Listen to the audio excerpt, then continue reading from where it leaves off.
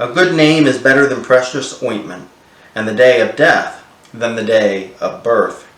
It is better to go to the house of mourning than to go to the house of feasting. For this is the end of everyone, and the living will lay it to heart. Sorrow is better than laughter, for by sadness of countenance the heart is made glad. The heart of the wise is in the house of the mourning, but the heart of fools is in the house of mirth. It is better to hear the rebuke of the wise than to hear the song of fools. For like the crackling of thorns under a pot, so is the laughter of fools. This also is vanity. Surely oppression makes the wise foolish, and a bribe corrupts the heart. Better is the end of a thing than its beginning. The patient in spirit are better than the proud in spirit. Do not be quick to anger, for anger lodges in the bosom of fools. Do not say, "Why were the former days better than these?" For it is not from wisdom that you ask this. Wisdom is as good as an inheritance, an advantage to those who see the sun. For the protection of wisdom is like the protection of money, and the advantage of knowledge is that wisdom gives life to the one who possesses it. Consider the work of God. Who can make straight what he has made crooked? In the day of prosperity be joyful, and in the day of adversity consider God has made the one as well as the other, so that mortals may not find out anything that will come after them. This was chapter 7, verses 1 through 14.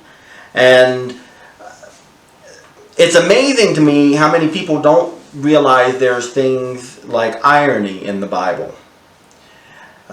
Just as we may say something ironic, or we may be pessimistic about something, or we want to just be a smart aleck.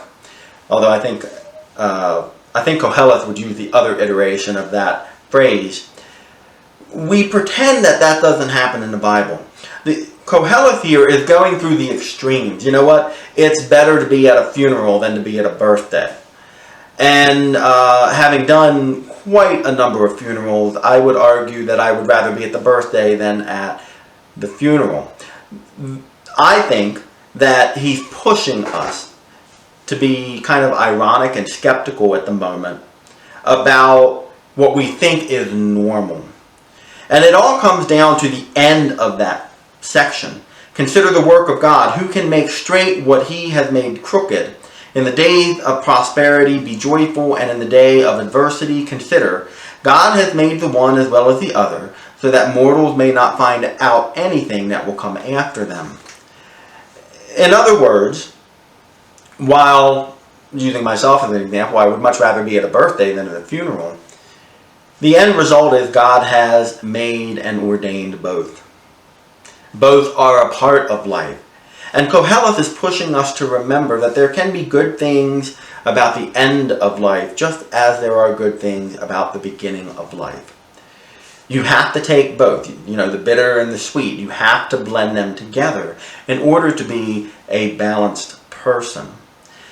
Koheleth also reminds us that God's ways are not our ways. I've been in the church long enough. I've heard people use that phrase, but usually they use it as an excuse to justify something that they think, right? Women shouldn't be in leadership positions. God's ways aren't our ways. No, that's not the way this works. That's not the way any of this works.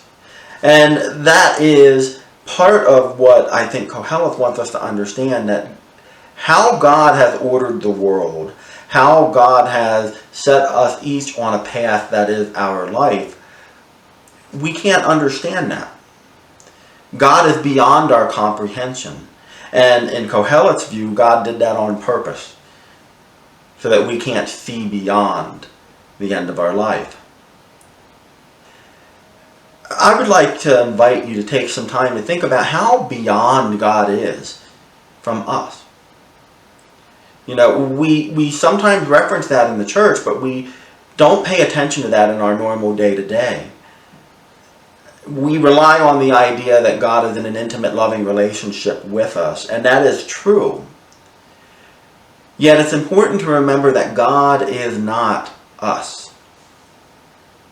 That God is beyond us, and how we can understand God is beyond us.